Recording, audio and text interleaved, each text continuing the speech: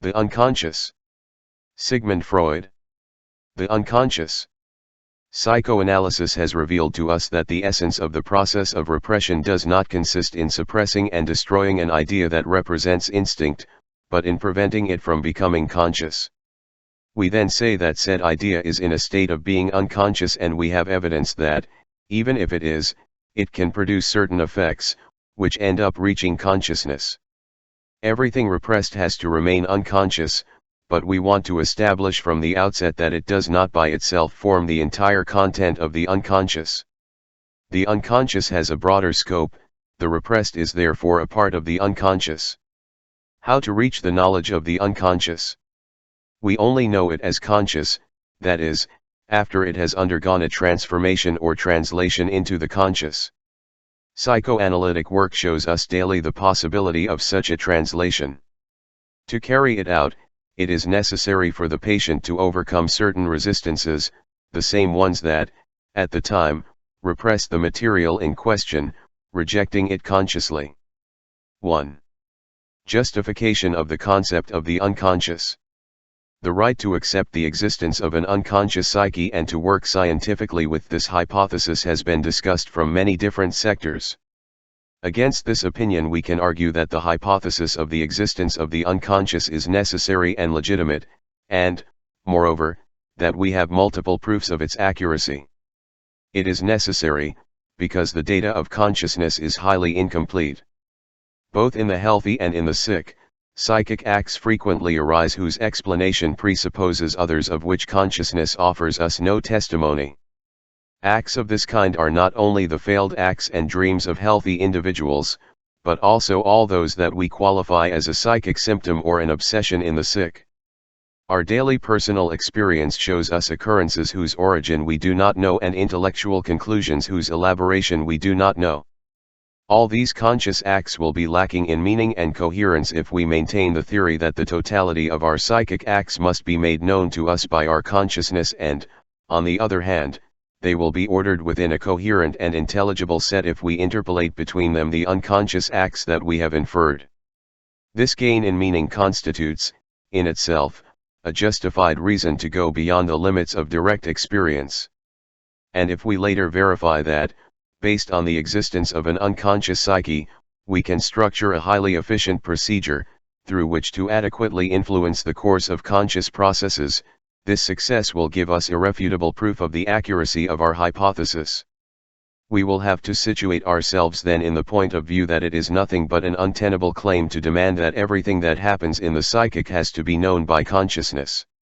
We can also adduce, in support of the existence of an unconscious psychic state, the fact that consciousness integrates only a limited content at a given moment, so that most of what we call conscious knowledge has to be found anyway, for long periods of time, in a state of dormancy, that is, in a state of psychic unconsciousness.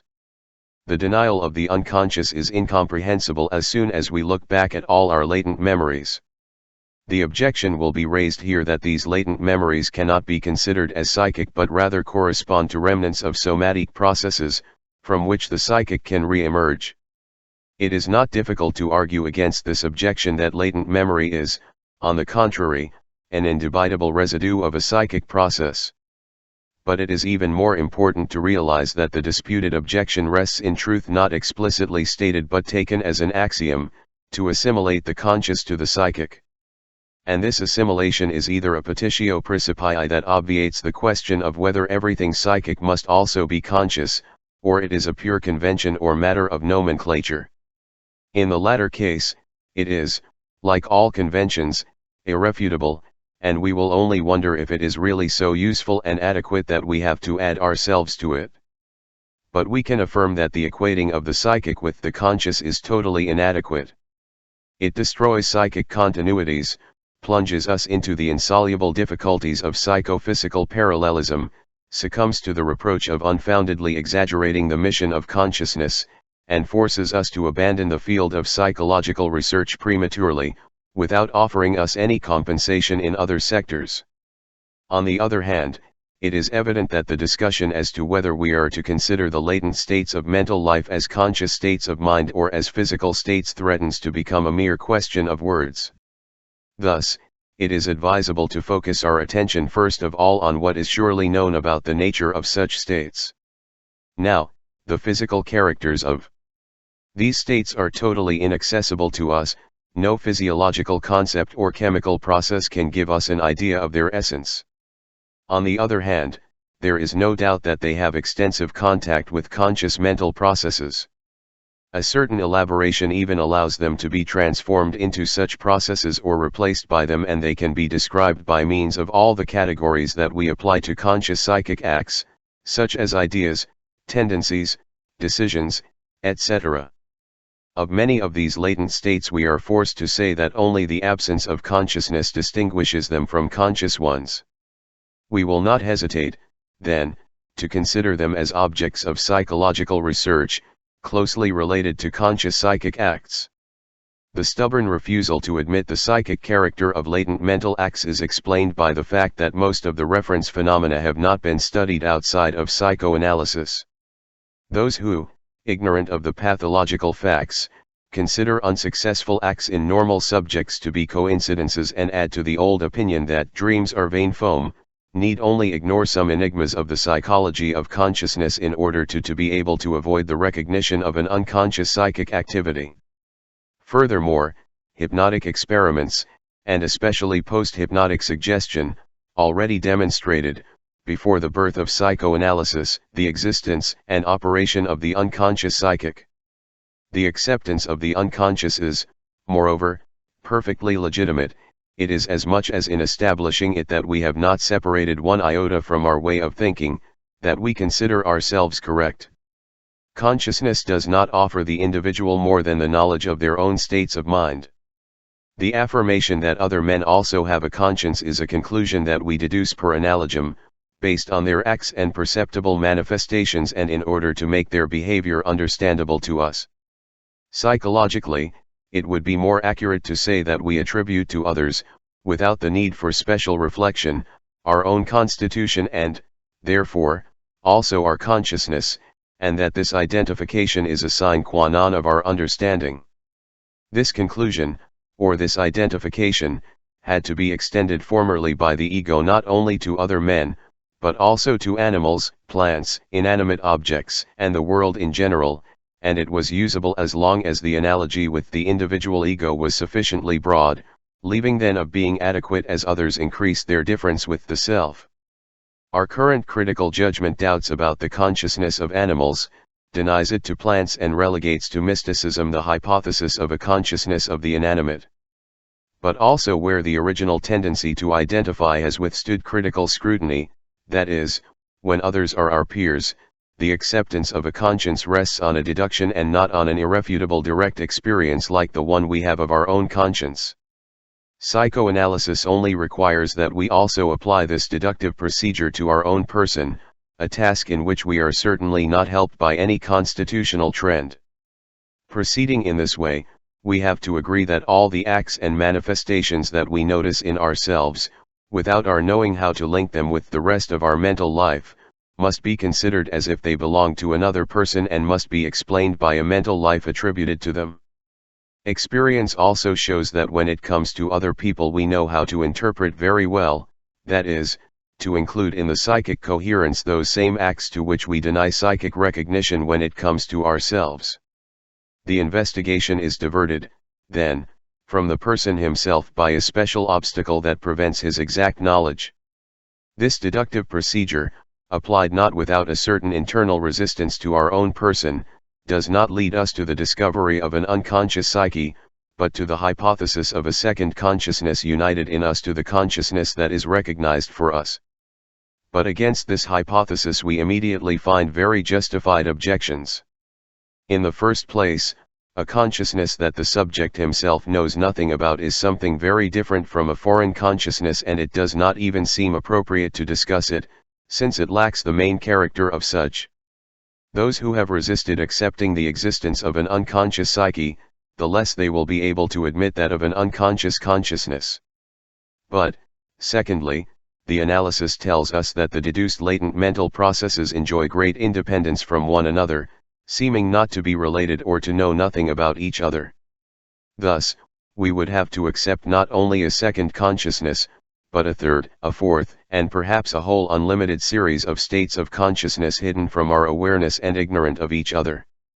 Thirdly, it must be taken into account, and this is the most weighty argument, that, according to what psychoanalytic research reveals to us, a part of such latent processes possesses characters and particularities that seem to us strange, incredible, and totally opposed to the qualities known to us by consciousness.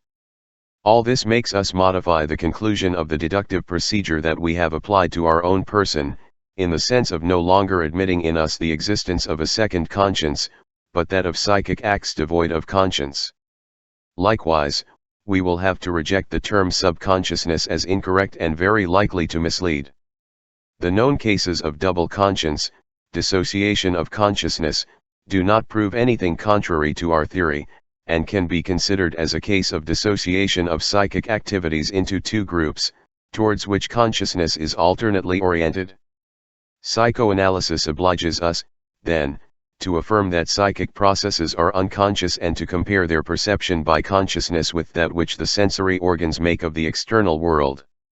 This comparison will also help us to broaden our knowledge. The psychoanalytic hypothesis of unconscious psychic activity constitutes, in one sense, a continuation of primitive animism that everywhere showed us faithful images of our consciousness, and in another, as an extension of Kant's rectification of the theory of perception. External. In the same way that Kant invited us not to neglect the subjective conditionality of our perception and not to consider our perception identical to the unknowable perceived, psychoanalysis invites us not to confuse the perception of consciousness with the unconscious psychic processes that are its objects. Nor does the psychic, like the physical, need to be in reality as we perceive it. But we must hope that the rectification of internal perception will not present as great difficulties as that of external perception, and that internal objects will be less unknowable than the external world. 2. The multiplicity of meaning of the unconscious and the topical point of view. Before continuing, we want to establish the fact, as important as it is inconvenient, that unconsciousness is only one of the multiple characteristics of the psychic, not being enough, therefore, by itself to form its characteristic. There are psychic acts of very different categories that, however, coincide in the fact that they are unconscious. The unconscious comprises, on the one hand, latent and temporarily unconscious acts, which, apart from this, are in no way different from conscious ones, and, on the other, processes such as repressed ones, which if they were to become conscious would present notable differences with the unconscious ones. Others of this genre.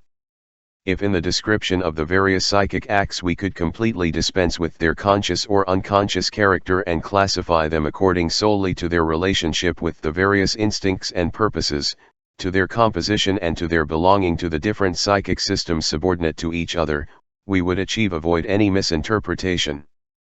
But since it is not possible for us to proceed in this way, for various and important reasons to oppose it, we will have to resign ourselves to the misunderstanding that the use of the terms conscious and conscious must represent unconscious sometimes in a descriptive sense, and sometimes in a systematic sense when they are an expression of belonging to certain systems and of the possession of certain qualities.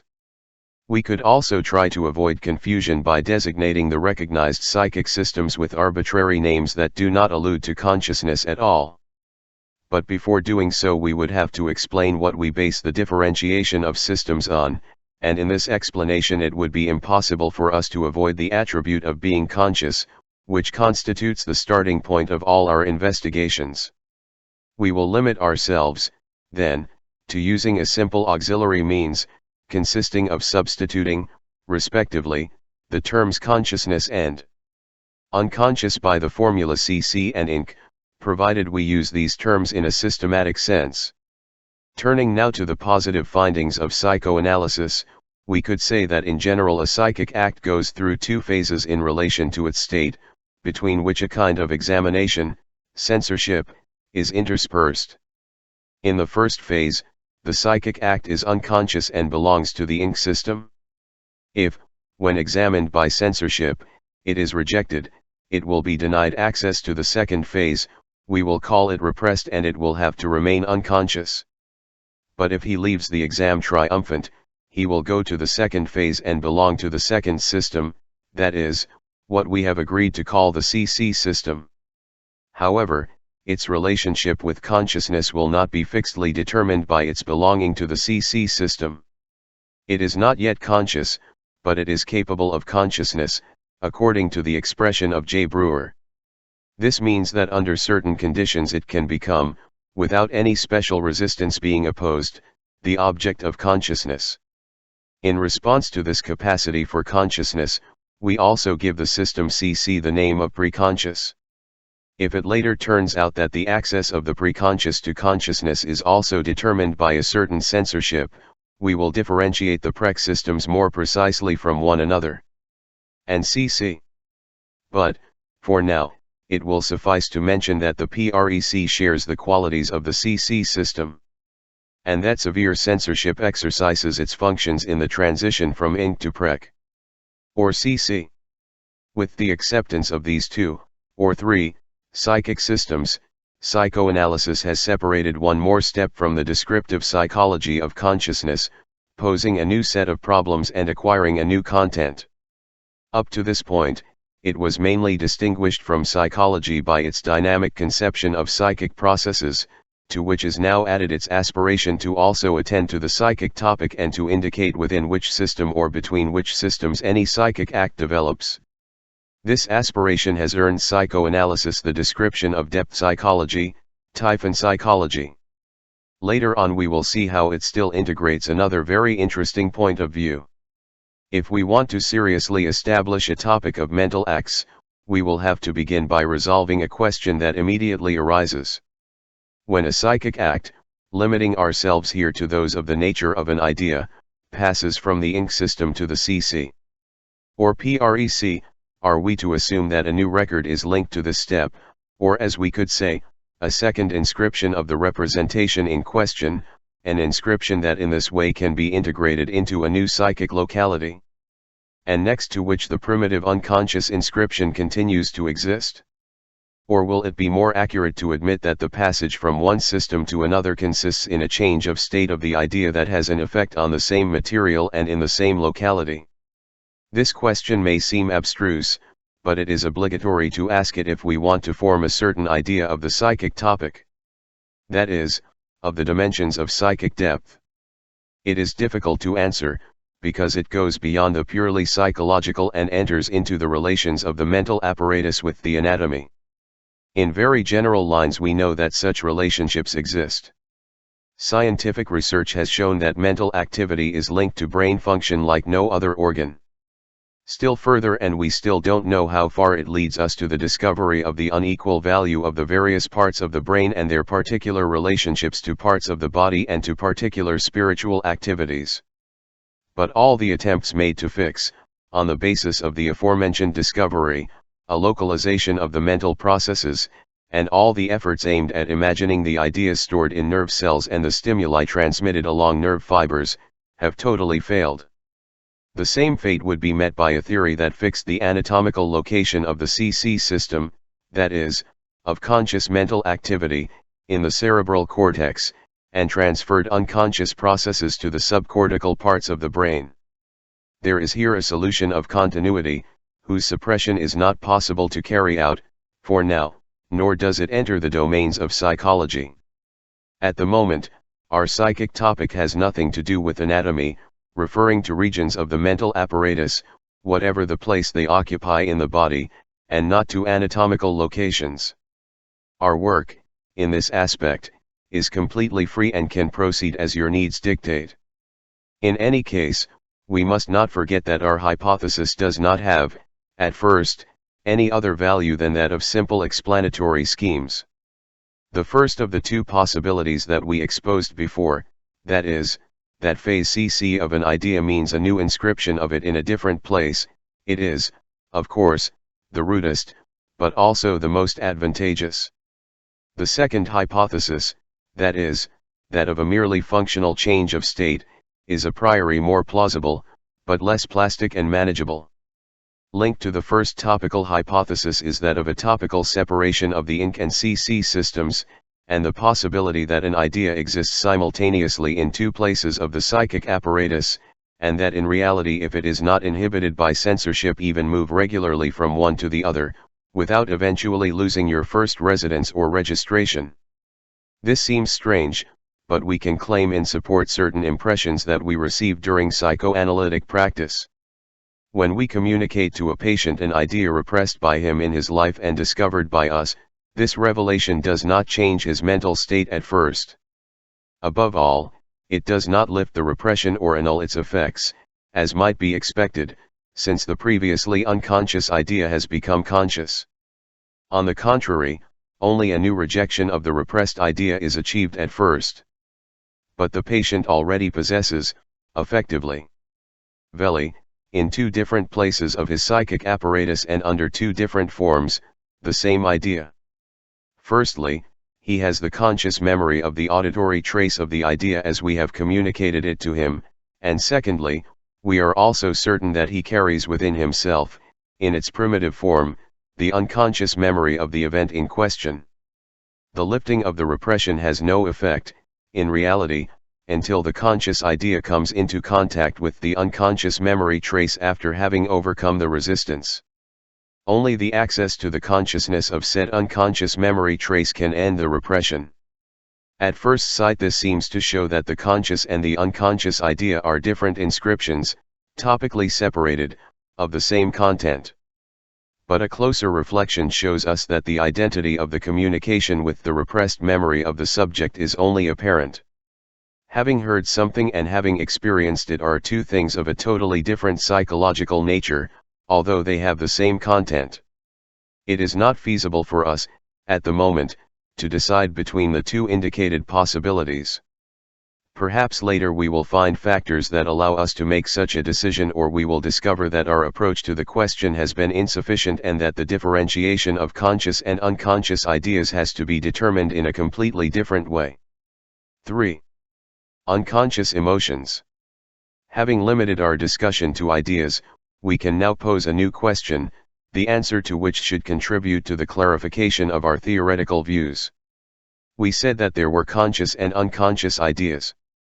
Are there also instinctive impulses, feelings, and unconscious emotions, or is it meaningless to apply such qualifiers to such elements? In my opinion, the antithesis of conscious and unconscious does not apply to instinct. An instinct can never become the object of consciousness. Only the idea that represents it can be. But neither can it be represented in the unconscious except by an idea. If instinct were not linked to an idea or manifested as an affective state, we could know nothing of it. Thus, when using an inaccurate expression we speak of instinctive, unconscious, or repressed impulses, we are referring only to instinctive impulses, whose ideological representation is unconscious. It might be thought equally easy to answer the question of whether, indeed, there are unconscious emotions, feelings, and affections. In the very nature of an emotion is to be perceived, or to be known by consciousness. Thus, feelings, emotions and affections would lack any possibility of unconsciousness. However, in psychoanalytic practice we are used to talking about love, hate and unconscious anger, and we even use the strange expression unconscious awareness of guilt, or the paradoxical one unconscious anguish. We will therefore have to ask ourselves if with these expressions we do not commit a much more important inaccuracy than that of speaking of unconscious instincts. But the situation is completely different here. In the first place, it can happen that an affective or emotional impulse is perceived, but misinterpreted. The repression of its true representation has been forced to be linked to another idea and is then considered by consciousness as a manifestation of this last idea. When we reconstructed the true link, we qualified the primitive affective impulse as unconscious, although its affect was never unconscious and only its idea succumbed to the repressive process. The use of the expressions unconscious affect and unconscious emotion refers, in general, to the fates that repression imposes on the quantitative factor of the instinctive drive. See our study of repression. We know that such destinies are three in number: affection can last totally or fragmentarily. As such, it can undergo a transformation into another amount of affection, qualitatively different, especially in anguish, or it can be suppressed, that is, restricted in its development. These possibilities can perhaps be studied more easily in dream making than in the neuroses. We also know that the coercion of the development of affect is the true end of repression, and that its work is incomplete when this end is not achieved. Whenever repression succeeds in inhibiting the development of affect, we call unconscious all those affects that we reintegrate into their place by undoing the repressive work. Thus, we cannot be accused of being inconsistent in our way of expressing ourselves. In any case, when establishing a parallel with unconscious ideas, the important difference arises that these ideas persist after repression as a real product in the INC system, while everything that corresponds in the system, INC, to unconscious affects is a potential beginning whose development is prevented. Thus, although our form of expression is irreproachable, there are not, strictly speaking, unconscious affects, as there are unconscious ideas. Instead, there may very well be affective products in the INC system that, like others, become conscious. The difference comes entirely from the fact that ideas are psychic charges and, deep down, charges of memory traces, while the effects and emotions correspond to discharge processes whose last manifestations are perceived as feelings. In the present state of our knowledge of affects and emotions, we cannot express this difference more clearly. The verification that repression can limit the transformation of the instinctive impulse into an affective manifestation, presents for us a particular interest.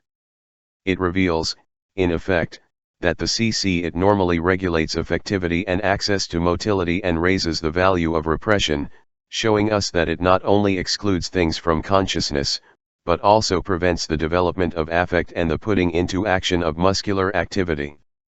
Reversing our exposition, we can say that while the CC regulates affectivity and motility, we describe the mental state of an individual as normal.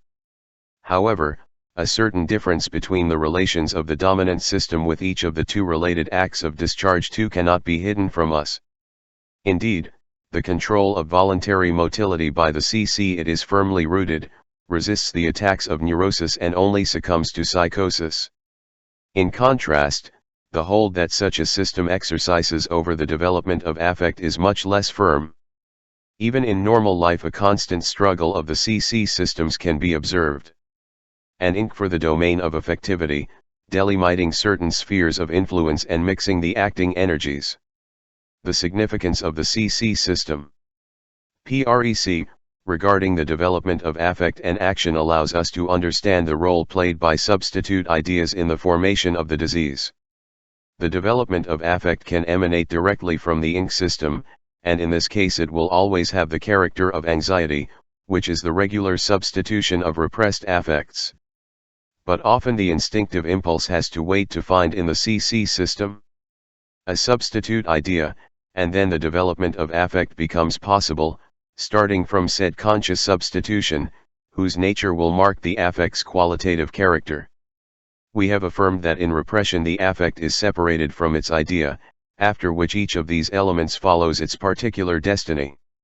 This is indisputable from a descriptive point of view, but in reality affect never arises until after a new representation in the CC system has been successfully achieved. 4. Topical and dynamics of repression. We have come to the conclusion that repression is a process that falls on ideas and develops on the border between the INC and PREC, CC systems. We are now going to try to describe it in more detail. A subtraction of psychic charge must take place in it, but we must ask ourselves in which system this subtraction is carried out and to which system the subtracted charge belongs. The repressed idea preserves in the INC system its capacity for action, must therefore preserve also its load. Therefore, what was stolen must be something different. Take the case of repression proper, as it develops into a preconscious or even a conscious idea. In this case, repression can only consist in removing from the idea the pre-conscious charge belonging to the prec system. This idea is then downloaded, receives a charge emanating from the INC system, or retains the ink charge it previously possessed. Thus, we find here a subtraction of the preconscious charge, a conservation of the unconscious charge, or a substitution of the preconscious for an unconscious one. We can also see that we have based this observation, without apparent intention, on the hypothesis that the transition from the ink system to an immediate one does not happen due to a new registration, but rather due to a change of state, that is, in this case, by a charge transformation. The functional hypothesis has here effortlessly defeated the topical one. This process of the subtraction of the libido is not, however, enough to explain another of the characteristics of repression. We do not understand why the idea, which retains its charge or receives a new one, emanating from the ink system, should not renew the attempt to penetrate the PREC system, using its charge. Thus, the subtraction of libido would have to be repeated in her, and this game would continue indefinitely, but without resulting in repression. This mechanism of the subtraction of the preconscious charge would also fail if it were a question of primary repression, since in it we find ourselves before an unconscious idea, which has not yet received any charge from the PREC system, and to which, therefore, it cannot be removed from him such a burden. We would need, then, here another process that in the first case would maintain the repression, and in the second, take care of constituting and preserving it, process that we cannot find except by admitting a countercharge, by means of which the PREC system is protected against the pressure of the unconscious idea. In various clinical examples we will see how this countercharge manifests itself, which develops in the PREC system, and constitutes not only the representation of the continued effort of a primary repression, but also the guarantee of its duration. Countercharge is the only mechanism of primary repression. In the repression proper, the subtraction of the charge PREC is added to it. It is very possible that precisely the charge removed from the idea is the one used for the countercharge. Little by little we have come to introduce a third point of view into the exposition of psychic phenomena, thus adding to the dynamic and the topic, the economic one, which aspires to pursue the destinations of the excitation magnitudes and to establish an estimate, therefore less relative, of the same. We consider it convenient to distinguish with a special name this last sector of psychoanalytic research. We will call metapsychological 3 that exposition in which we manage to describe a psychic process according to its dynamic, topical, and economic aspects. We will anticipate that, given the current state of our knowledge, only in some isolated places will we be able to develop such an exhibition. We will begin with a timid attempt to carry out a metapsychological description of the process of repression in the 3 known transference neuroses. In it we can replace the term psychic load by that of libido, since we already know that these neuroses depend on the destinies of the sexual instincts. In anxiety hysteria, a first phase of the process is often neglected, which is perfectly visible, however, on careful observation. This phase consists in which the anguish arises without the subject knowing what it is that causes fear. We have to suppose, then, that in the ink system there was an erotic impulse that aspired to pass to the PREC system, but the charge launched by the system against such an impulse rejects it, as in an escape attempt, and the unconscious libido charge of the rejected idea derives in the form of anxiety. By eventually repeating the process, a first step is taken toward overcoming the painful development of anxiety. The charge on the run adheres to a substitute idea, associatively linked to the rejected idea, but which, due to its distance from it, escapes repression. This substitution by displacement allows a rationalization of the development of anguish, even inchoate. The substitute idea plays then, for the system CC. PREC, the role of a countercharge, assuring it against the emergence of the repressed idea, in the CC system, constitutes, on the other hand, the starting point of a development of anguish effect, already uncoacable. Clinical observation shows us, for example, that the child suffering from zoophobia feels anxiety in 2 different conditions. Firstly, when the repressed erotic impulse experiences an intensification, and secondly, when the anguish-producing animal is perceived. The substitute idea is conducted in the first case as a place of transition from the INC system to the CC system, and in the other, as an independent source of the genesis of anxiety. The power of mastery of the CC system. It usually manifests itself in the fact that the first form of excitation of the substitute idea gives way, more and more widely, to the second. Sometimes the child ends up behaving as if he had no inclination towards his father, had freed himself from him at all, and was really afraid of the animal. But this fear, fed by the unconscious instinctive source, proves to be superior to all the influences emanating from the CC system, and reveals, in this way, having its origin in the INC system, the counter load emanating from the CC system. Thus, in the second phase of anxiety hysteria, it leads to the formation of a substitute. This same mechanism soon finds a different application. As we already know, the repressive process does not end here, and finds a second end in the coercion of the development of anxiety emanating from the substitution. This happens in the following way: all the elements that surround the substitute idea and are associated with it receive a psychic charge of extraordinary intensity, which gives them a special sensitivity to excitation. In this way, the excitation of any point of the defensive wall formed around the substitutive idea by such elements, causes, through their associative link with said idea, a small development of anguish, which gives the signal to restrict, for through a new escape by the charge, of the PREC, the continuation of said development. The further away from the feared substitution the sensitive and vigilant countercharges are located, the more precisely the mechanism which is to isolate the substitution idea and protect it against further excitation can function. Naturally, these precautions only protect against those excitations that reach the substitute idea from the outside and through perception, but not against instinctive excitation, which, starting from the connection with the repressed idea, reaches the substitute idea. Therefore, precautions begin to take effect when the substitution has completely assumed the representation of what is repressed, without ever constituting a full guarantee. With each intensification of the instinctive excitation, the protective wall surrounding the substitute idea has to advance a little.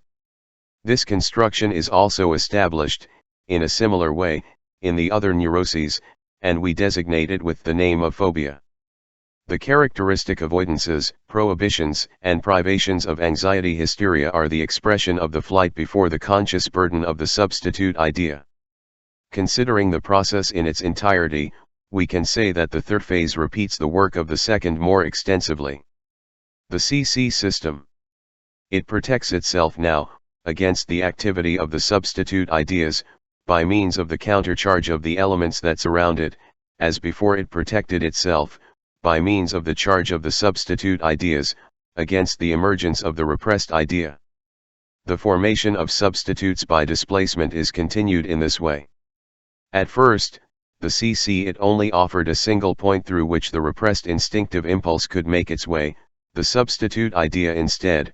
Therefore, all the phobic exterior construction constitutes a open field of enclave to unconscious influences. Lastly, we must emphasize the very interesting point of view that through the entire defense mechanism put into action, the instinctive danger is projected abroad. The ego behaves as if the threat of developing anxiety did not come from an instinctive impulse but from a perception, and can therefore react against this external threat by means of attempts to escape that the avoidances of the phobia suppose. In this repressive process it is possible to put a dam to the genesis of anguish, but only at the cost of serious sacrifices of personal freedom. However, the attempt to escape from an instinctive aspiration is, in general, useless, and the result of phobic escape is always unsatisfactory. Many of the circumstances observed in anxiety hysteria are repeated in the other two neuroses. We can therefore limit ourselves to pointing out the differences and examining the mission of the countercharge. In conversion hysteria, the instinctive charge of the repressed idea is transformed into an innervation of the symptom. To what extent and under what conditions the unconscious idea is emptied by this discharge, making it possible for it to cease its pressure on the CC system, are questions that we shall have to reserve for a special investigation of hysteria. The counter-load function that starts from the CC system, PREC, stands out clearly in conversion hysteria and reveals itself to us in the formation of symptoms. The countercharge is the one that chooses the element of the representation of the instinct, in which all the charge of the instinct must be concentrated. This fragment chosen for symptom fulfills the condition of giving expression both to the desired end of the instinctive impulse and to the defensive or punitive effort of the CC system. Therefore, it is hypercathected and held in both directions as in the substitute idea of anxiety hysteria. From this circumstance we can deduce that the repressive effort of the CC. It does not need to be as great as the charge energy of the symptom, since the intensity of the repression is measured by the countercharge used, and the symptom is not supported only by the countercharge but also by the instinctive charge condensed in it and emanating from the INC system. With respect to obsessive neurosis, it will suffice to add a single observation to those already exposed in the previous work. In it, the countercharge of the CC system is shown to us more visibly than in the other neuroses. This countercharge, organized as a reaction formation, is the one that carries out the first repression and in which the emergence of the repressed idea later takes effect. In our opinion, it depends on the predominance of countercharge and the lack of diversion that the work of repression appears less successful in anxiety hysteria and obsessional neurosis than in conversion hysteria. 5. Special qualities of the system Inc. The differentiation of the two psychic systems acquires a new significance when we realize that the processes of the INC system show qualities that we do not find in the immediately superior system. The node of the INC system is constituted by representations of instincts that aspire to derive their charge, that is, by impulses of desires. These instinctive impulses are found coordinated with each other and coexist without influencing or contradicting each other. When two desire impulses whose ends seem irreconcilable to us are activated at the same time, they do not cancel each other out, but unite to form an intermediate end, that is, a transaction. In this system there is no denial or doubt, nor any degree of security. All this is then contributed by the work of the censorship that acts between the INC and PREC systems. Denial is a substitution for a higher level of repression. In the INC system there is nothing but content that is more or less energetically cathected. Greater mobility of charge intensities reigns in it. Through the process of displacement, one idea can transmit to another the entire amount of its charge, and through the process of condensation, it can accommodate in itself the entire charge of several other ideas. In my opinion, these two processes must be considered as characteristics of the so-called primary psychic process. In the system PREC dominates the secondary process. When such a primary process falls on elements of the PREC system, we judge it comic and arouses laughter. System-incorporated processes are out of time, that is, they do not appear in chronological order, they do not suffer any modification due to the passage of time and they lack any relationship with it. The temporal relationship is also linked to the work of the CC system. The processes of the INC system also lack any relation to reality. They are subject to the pleasure principle and their destiny depends exclusively on their strength and the extent to which they satisfy the aspirations started by pleasure and displeasure. Summing up, we will say that the characteristics that we expect to find in the processes belonging to the INC system are the lack of contradiction, the primary process, charge mobility, the independence of time and the substitution of external reality for the psychic 5, the unconscious processes are not shown to us except under the conditions of the dream phenomenon and neuroses, that is, when the processes of the PREC system, superior to the INC, are regressed by a regression to an earlier phase. By themselves they are unknowable and incapable of existence, since the INC system is covered at every moment by the PREC, which seizes access to consciousness and motility. The discharge of the INC system takes place by means of the somatic innervation that leads to the development of affect, but also these means of discharge are contested for it, as we already know, by the PREC system. By itself, the INC system could not cause under normal conditions any adequate muscular action, with the exception of those already organized as reflexes. The full significance of the above described characters of the ink system we could appreciate only as soon as we compared them with the qualities of the PREC system, but this would take us so far that we prefer to defer such a comparison until dealing with the higher system. Point 6. Thus, we will now expose only the most essential system processes PREC. They show, whether they are conscious or only capable of consciousness, an inhibition of the tendency to discharge the cathected ideas. When the process passes from one idea to another, the first retains a part of its charge, and only a small amount of it remains displaced. Displacements and condensations typical of the primary process are excluded or very limited. This circumstance has prompted J. Brewer to admit two different states of charge energy in mental life: a tightly bound state and a freely mobile one that presses for discharge. To my mind, this differentiation represents our deepest knowledge to date of the essence of nerve energy, and I don't see how I could do without it. A metapsychological exposition would be urgently needed, although it may still be too daring an undertaking to continue the discussion starting from this point. To the system PREC. It also corresponds to the constitution of a communication capacity between the contents of the ideas, so that they can influence each other, achieving temporal ordering of said contents, and introducing one or more censorships. Reality testing and the reality principle belong in its territory. Conscious memory also seems to depend entirely on the PREC system, and must be distinguished from the memory traces in which the events of the ink system are fixed, since it plausibly corresponds to a special inscription, similar to the one we initially admitted and later rejected. Regarding the relationship of conscious ideas with unconscious ones, we shall also find here the means of putting an end to our hesitancy in the qualification of the higher system, which we have so far called the PREC system.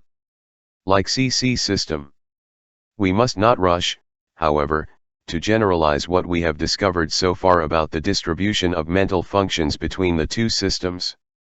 We describe the circumstances as they appear to us in the adult human being, in which the ink system does not function, strictly considered, but as a preliminary phase of the higher organization.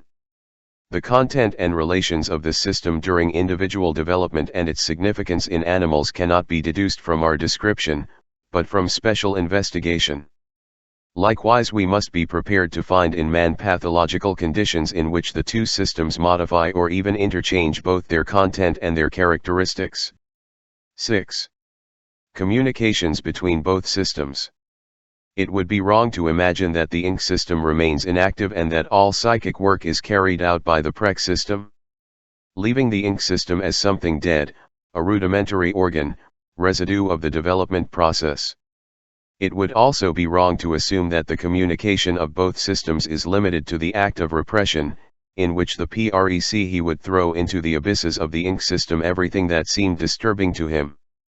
On the contrary, the ink system possesses great vitality, is capable of extensive development, and maintains a number of other relationships with the PREC, including cooperation.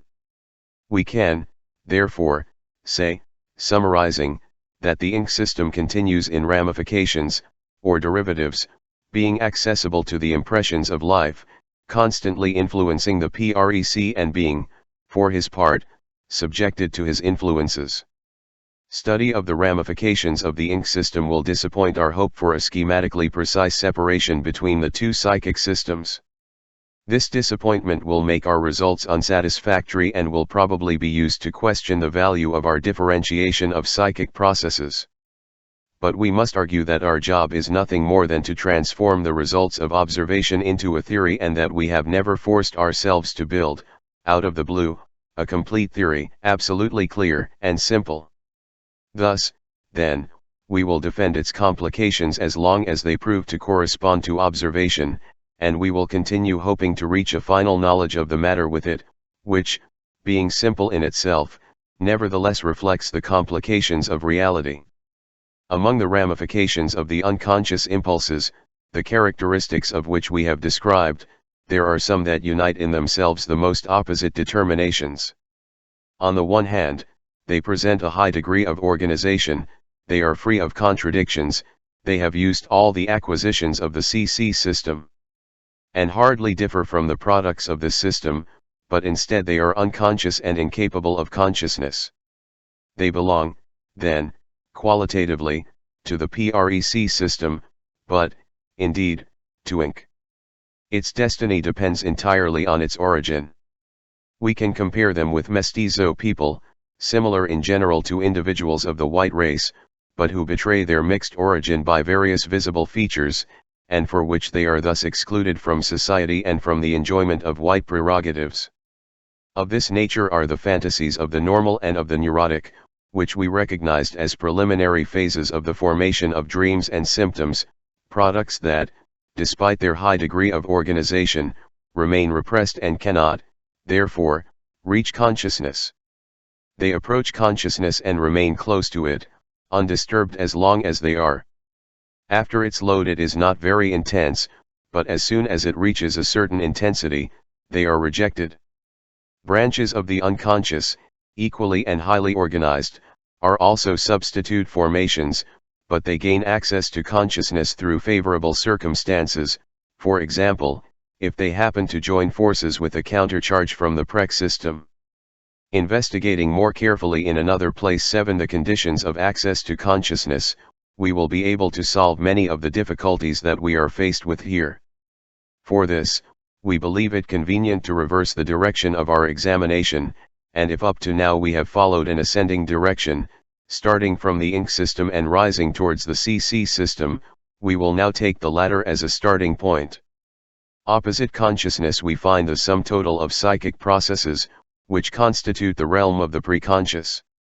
Much of the preconscious comes from the unconscious, is an offshoot of that system, and succumbs to censorship before it can become conscious. Instead, another part of said system PREC is capable of conscience without prior examination by the censor. One of our previous hypotheses is here contradicted.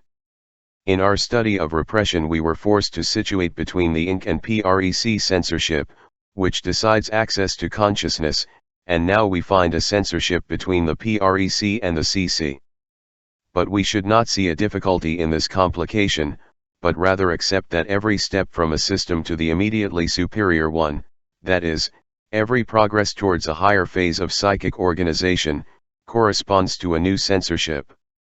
The hypothesis of a continuous renewal of the inscriptions is cancelled in this way. The cause of all these difficulties is that the attribute of being conscious, the only character of psychic processes that is directly given to us, does not lend itself at all as a criterion for distinguishing between systems. Observation has shown us that the conscious is not always conscious, but also latent for long periods of time, and, moreover, that many of the elements that share the qualities of the PREC they do not become conscious. Later we will also see that access to consciousness is limited by certain orientations of attention of the PREC. In this way, consciousness presents relations with systems and with repression that are not at all easy. In reality, it happens that not only the repressed psychic remains alien to consciousness, but also a part of the impulses that dominate our ego, that is, the most energetic functional antithesis of the repressed. Therefore, if we want to arrive at a metapsychological consideration of psychic life, we will have to learn to emancipate ourselves from the signification of the symptom being conscious. As long as we do not emancipate ourselves from this belief, our generalization will be permanently interrupted by continuous exceptions. We see, in effect, that certain ramifications of the Inc system become conscious, as substitute formations and as symptoms, generally after great deformations, but many times preserving a large number of the characters that cause the repression. Furthermore, we find that many preconscious formations remain unconscious, despite the fact that, by their nature, they could become conscious. We will therefore have to admit that the attraction of the Inc system prevails in them, resulting in the fact that the most important difference should not be found between the conscious and the preconscious, but between the preconscious and the unconscious. The unconscious is rejected by censorship upon reaching the limits of the preconscious, but its ramifications can evade the censorship by organizing themselves to a high degree and reaching a certain intensity of charge in the preconscious, beyond which they try to impose themselves on consciousness, being recognized as offshoots of the ink system, are pushed back to the new frontier of censorship, between the PREC and the CC. The former censorship thus works against the ink system, and the latter against its preconscious ramifications. It seems as if censorship has advanced a certain stage in the course of individual development. In psychoanalytic treatment we are offered irrefutable proof of the existence of the second censorship, that is, the one located between the PREC systems and CC. We invite the patient to form numerous ramifications of the ink system, we force him to dominate the objections of the censorship against the access to consciousness of these preconscious formations, and by means of the defeat of this censorship we open the path that will lead us to the lifting of repression, the work of previous censorship. We will still add the observation that the existence of censorship between the PREC and the CC warns us that access to consciousness is not a simple act of perception, but probably also an overload, hypercathexis, or a new progress in the psychic organization. Turning to the relationship of the ink system with the other systems, and less to establish new statements than to not fail to record certain prominent circumstances. We see that at the roots of the instinctive activity the systems communicate widely. A part of the stimulated processes passes through the ink system as through a preparatory phase and reaches the CC system, the highest psychic development, while the other remains retained as ink. Low incorporated is also affected by stimuli from external perception. All paths from perception to the ink system remain regularly free, and only those that start from the ink system and lead beyond it are closed by repression. It is very unique and noteworthy that the ink system of a individual can react to that of another, completely avoiding the CC system. This fact deserves to be the object of a penetrating investigation, directed precisely to verify if the preconscious activity is excluded in such a process, but anyway, descriptively the fact is irrefutable. The content of the system PREC, or CC, proceeds partly from instinctive life, through the ink system, and partly from perception. It cannot be determined to what extent the processes of this system are capable of exerting a direct influence on the ink system. The investigation of pathological cases frequently shows an almost incredible independence and an impossibility of influencing the ink system. The condition of the disease is, in general, a complete divergence of trends and an absolute separation of both systems. Now, psychoanalytic treatment is founded on influencing the ink system from the CC system.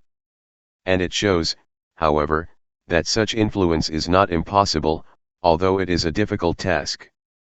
The ramifications of the ink system, which establish a measurement between both systems, open, as we have already indicated, the path that leads to this result. We can, however, admit that the spontaneous modification of the ink system, from the CC system, is a painful and slow process. Cooperation between a preconscious impulse and an unconscious impulse, even when the latter is intensely repressed, can arise when the unconscious impulse is capable of acting in the same direction as one of the dominant tendencies. In this case, the repression is lifted and the repressed activity is allowed, as an intensification of what the self proposes. The unconscious becomes ego-syntonic only in this constellation, but without its repression undergoing any modification. The work that the ink system carries out in this cooperation is clearly visible. The reinforced tendencies indeed behave in a different way than the normal ones, capable of especially perfect functions, and show a resistance to contradiction analogous to that of obsessive symptoms. The contents of the ink system can be likened to a psychic aboriginal population. If in man there exists a stock of inherited psychic formations, that is, something analogous to animal instinct, this will be what constitutes the core of the ink system. To this are added later the elements rejected as useless during childhood development, elements that can be identical in nature to that inherited. A precise and definitive separation of the content of both systems is not established until puberty. 7. The recognition of the unconscious. What we have exposed so far about the ink system is probably all we can say, since only the knowledge of the dream life and transference neuroses. It is certainly not much, it seems to us, at times, obscure and confusing, and it does not offer us the possibility of including or subordinating the ink system in a known context. But the analysis of one of those affections, to which we give the name of narcissistic psychoneuroses, promises to provide us with data, by means of which we can approach the mysterious ink system and arrive at its intelligence. Starting from a work by Abraham, 1908, which this conscientious author carried out at my suggestion, we tried to characterize Krepellin's dementia praecox, Bleuler's schizophrenia, by its behavior towards the antithesis of ego and object. In the transference neuroses, panic and conversion hysteria and obsessional neurosis, there was nothing to bring this antithesis to the fore. We verified that the frustration with respect to the object brought with it the outbreak of neurosis, that this integrated the renunciation of the real object, and that the libido withdrawn from the real object regressed to a fantasized object, and from it, to a repressed object, introversion. But the object charge remains tenaciously preserved in these neuroses, and a subtle investigation of the repressive process has forced us to admit that this charge persists in the ink system, despite repression, or rather as a consequence of it. The transference capacity that we use therapeutically in these affections presupposes an unimpeded object charge. In turn, the study of schizophrenia has imposed on us the hypothesis that, after the repressive process, the subtracted libido does not seek any new object, but rather withdraws into the ego, thus suppressing the object charge and reconstituting a primitive state. Narcissistic, aimless the transference inability of these patients, as the pathological process spreads, their consequent therapeutic inaccessibility, their singular rejection of the outside world, the appearance of signs of an overload of their own ego and, finally, the most complete apathy, all these clinical features seem to correspond wonderfully to our hypothesis of the cessation of object loading. With regard to the relationship with the two psychic systems, all researchers have verified that many of those elements that in transference neuroses we are forced to search for in the unconscious through psychoanalysis, are consciously externalized in schizophrenia. But at first it was not possible to establish an intelligible connection between the relation of the ego to the object and the relations of consciousness. This connection was revealed to us later, in an unexpected way. A series of language modifications is observed in schizophrenics, especially during the very interesting initial stages, many of which deserve to be considered from a certain point of view. Verbal expression is the object of special care, resulting in pompous and haughty. The sentences undergo a particular disorganization of their structure, which makes them unintelligible to us, leading us to believe that the sentences lack all meaning. Manifestations of the patient in these, an allusion to somatic organs or their innervations frequently appears in the foreground. We also observe that in these symptoms of schizophrenia, similar to hysterical substitution formations or obsessional neurosis, it nevertheless shows the relationship between the substitution and the repressed, peculiarities that in the two mentioned neuroses would mislead us. Dr. V. Tosk, Vienna, has made available to me some of his observations of a patient with schizophrenia in its early stage, observations that have the advantage that the patient herself still provided the explanation for her words. Exposing two of these examples, we will indicate our opinion on this specific point, for which any observer can couple, without any difficulty, enough material to clarify it.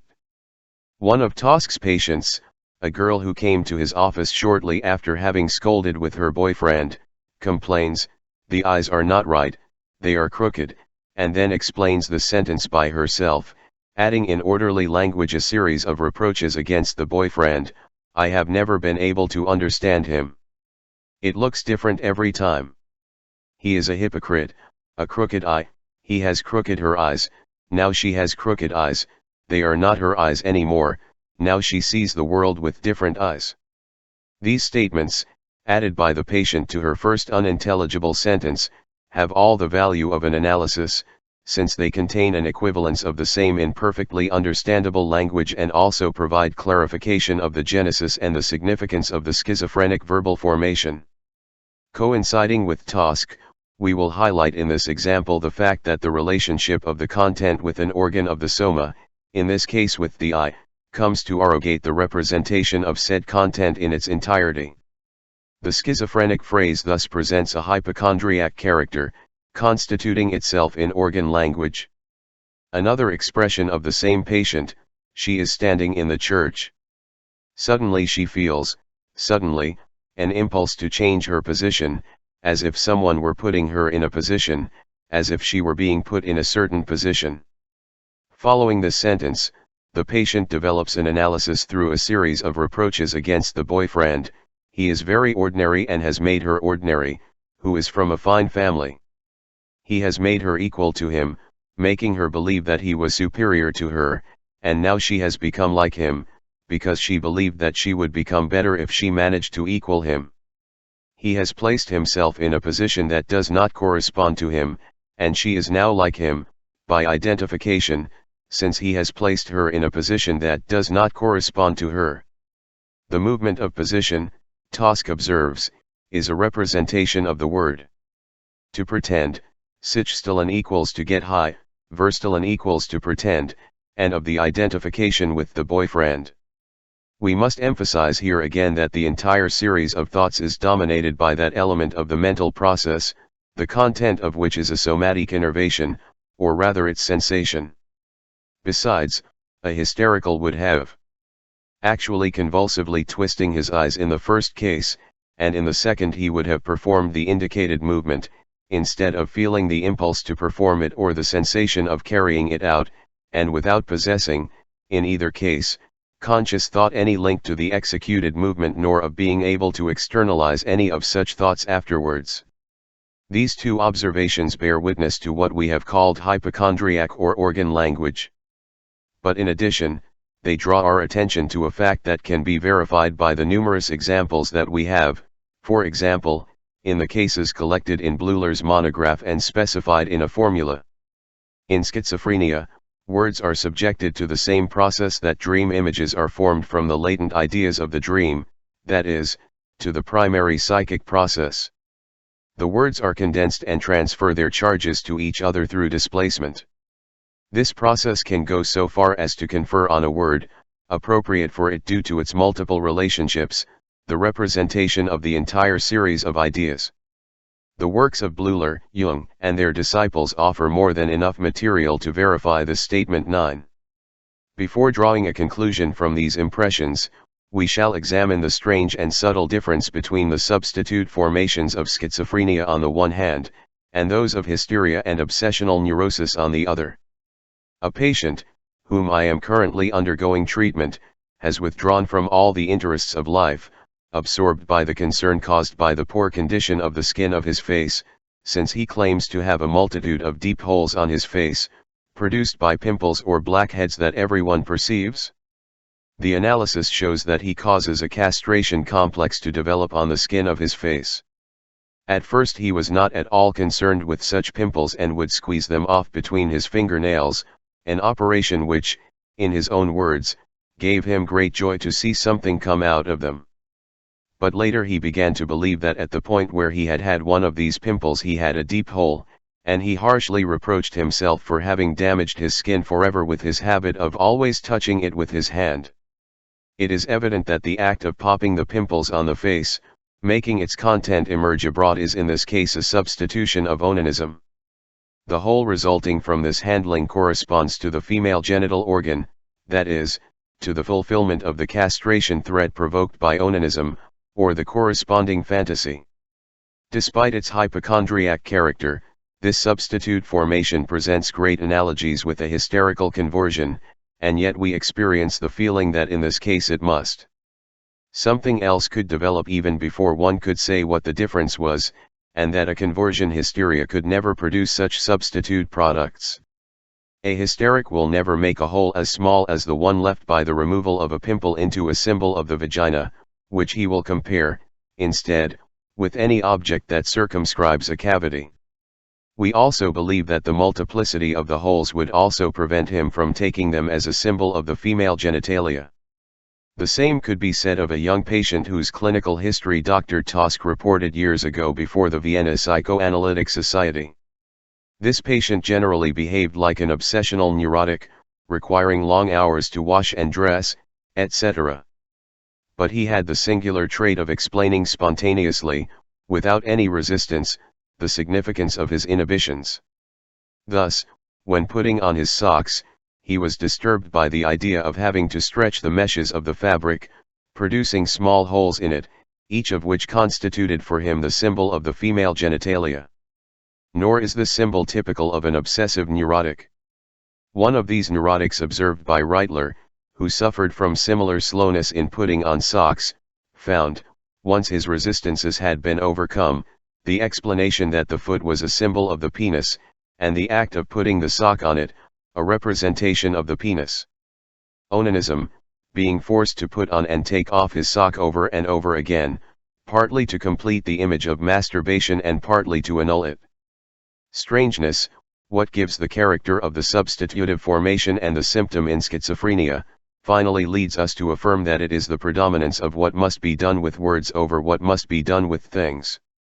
There is very little analogy between the removal of a blackhead from the skin and an ejaculation, and even less between the infinite pores of the skin and the vagina. But in the first case, something springs out in both acts, and to the second one can apply the cynical phrase that a whole is always a whole. The similarity of the verbal expression, and not the analogy of the things expressed, is what has decided the substitution. Thus, when both elements, the word and the object, do not coincide, we are shown the schizophrenic substitution formation different from that which arises in the transference neuroses. This conclusion forces us to modify our hypothesis that object loading is interrupted in schizophrenia and to recognize that the loading of verbal images of objects continues to be maintained. The conscious image of the object is thus broken down into two elements, the verbal image and that of the thing, the latter consisting of the charge, if not already of direct memory traces of the thing, at least of more distant memory traces, derived from the former. We believe we discover here what is the difference between a conscious presentation and an unconscious presentation.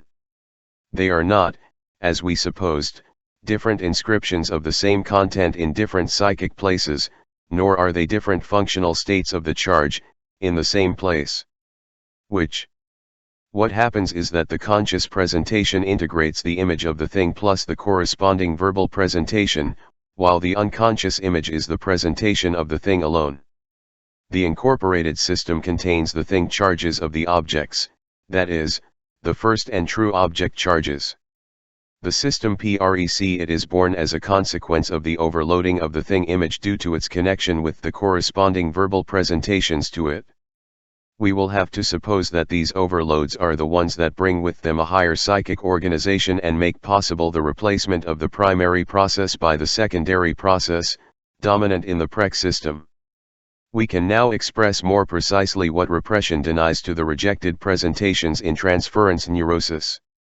It denies them the translation into words, which remain attached to the object. A presentation not concretized in words or in a psychic act that is not overloaded, then remains in a state of repression in the ink system.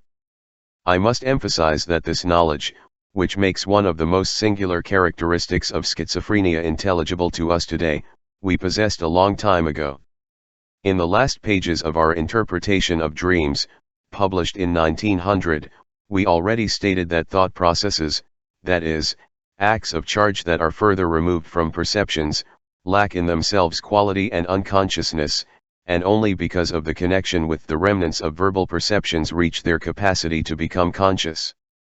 Verbal presentations are born, for their part, from sensory perception in the same way as thing images, so that we can ask why object presentations cannot become conscious through their own remnants of perception.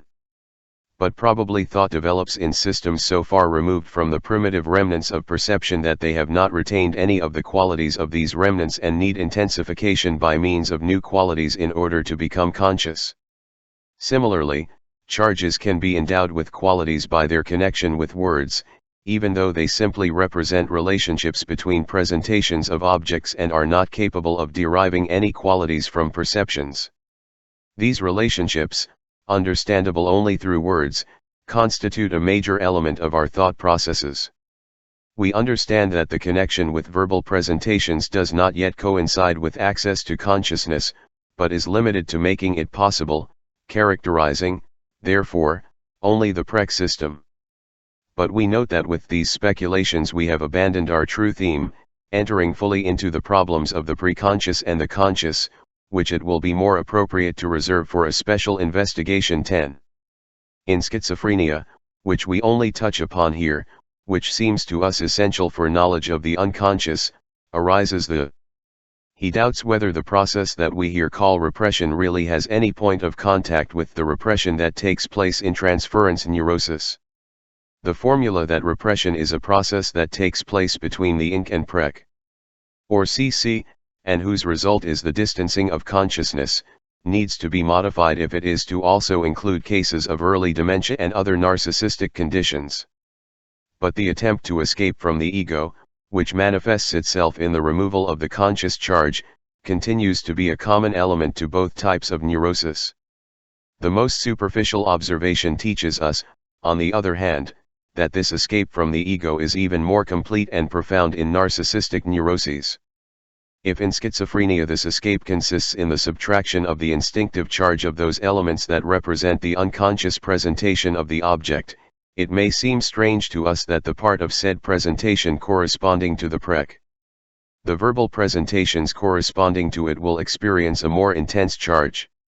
It would rather be expected that the verbal presentation would have to experience, as it constitutes the preconscious part, the first impact of the repression, resulting incapable of charging once the repression of the presentations of unconscious things arrived.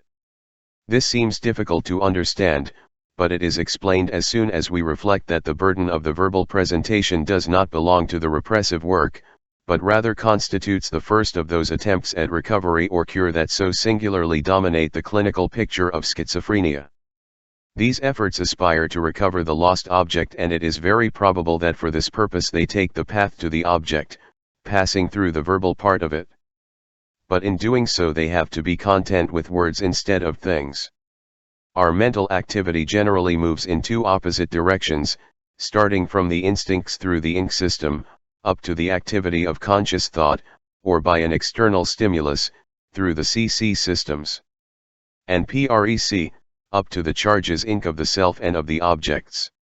This second path has to remain passable, despite the repression, and is open, to a certain extent, to the efforts of the neurosis to recover its objects. When we think abstractly, we run the risk of neglecting the relations of words to unconscious presentations of things, and it cannot be denied that our philosophizing then reaches an unwanted analogy of expression and content with the mental labor of schizophrenics. On the other hand, we can say that the way of thinking of schizophrenics is characterized by the fact of handling concrete things as abstract. If, with the foregoing considerations, we have arrived at an exact appraisal of the INC system and concretely determined the difference between conscious and unconscious presentations, our successive investigations will lead us again, and for many other reasons, to this small piece of knowledge. And the unconscious. Sigmund Freud.